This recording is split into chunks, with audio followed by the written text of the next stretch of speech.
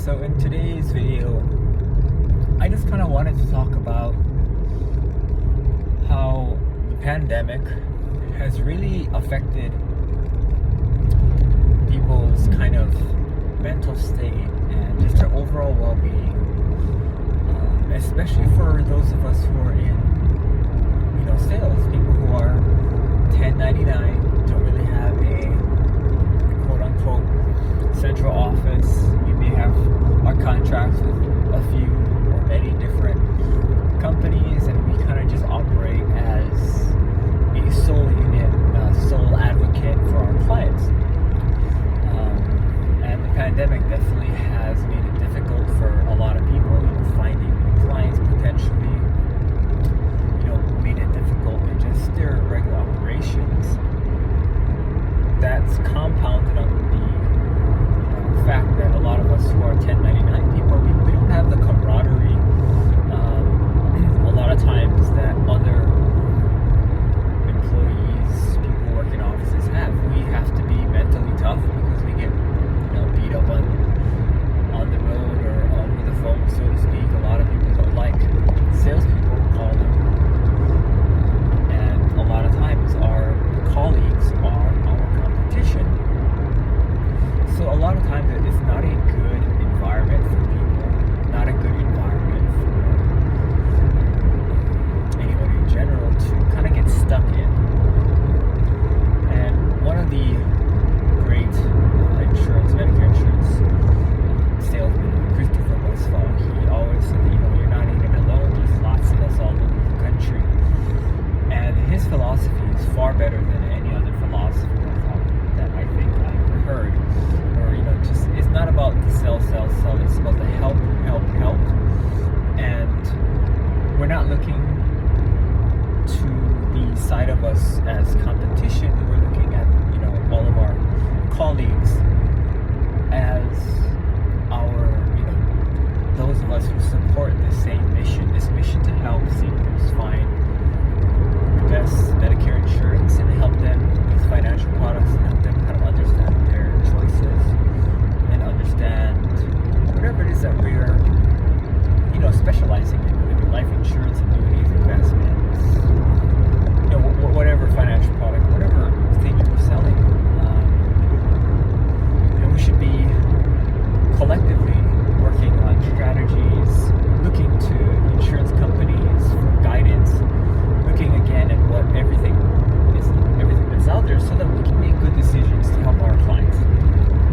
And I feel like just human nature, competitiveness, everything in general, becomes very difficult to do that, especially in the pandemic. Kind of amplified everything that has that we normally have to worry about. So if we're a little bit anxious, we become very anxious. If we're a little bit worried, we become extremely worried. If we're a little bit angry, we become extra angry. And for those of us in the field, or for those of you folks who are going out in the field, you can't anymore. I know many insurance companies had to downsize severely because the territory, that domain, simply doesn't have enough business anymore to drive the management. And that hurts. That means that if people at the top, in a managerial company or managerial staff are being, laid off, that means that the agents who once worked there are probably no longer producing insurance, which really hurts their clients. It really hurts their, of course, the agent's book, checkbook, or whatever you want to call it now, their financial standings, and that sucks. But we have to remember that, we're not in this alone. There are other people doing the same exact thing. There's probably, for every 100 people breathing with a pulse, there's probably an insurance agent amongst them.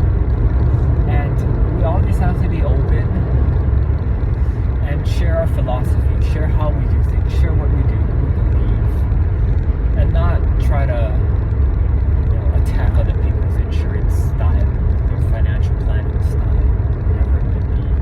We have to be in it together, and it just becomes very difficult. We're all in survivorship. No, we're not in survivorship.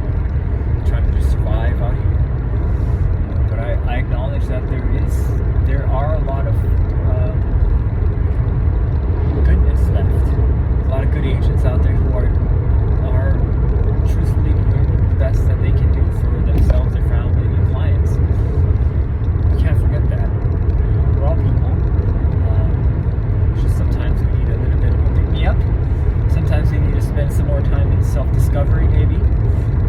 That's what I've been trying to do. I've been, you go in and out. You have moments of clarity where you're just, everything's clicking, and you're having a good time just doing your job, and then other times you just can't even get up in the morning to brush your teeth or take a shower or whatever. So, just remember that, we're in it.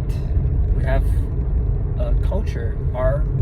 As a salesperson, as a consultant, we're all there to help people be better, make better choices, have things that will improve their life, improve their livelihood, improve their financial situation.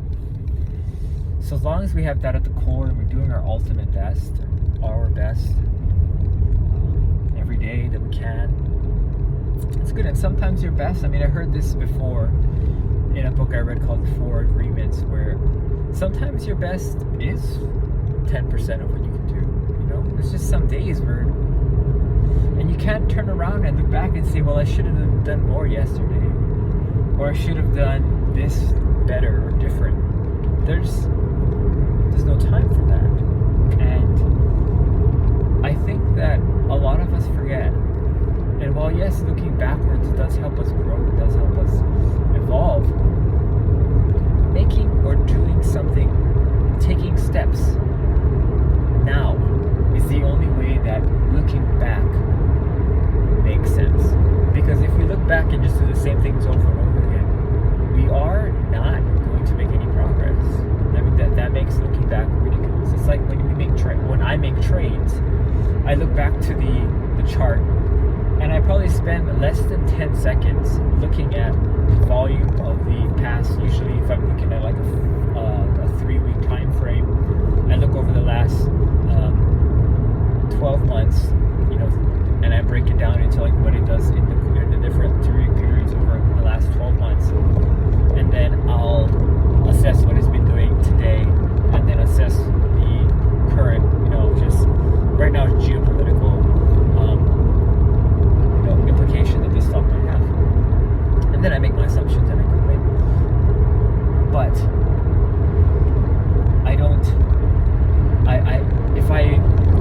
theoretically, if I move on and don't make this trade, I've wasted time, right? I've wasted time.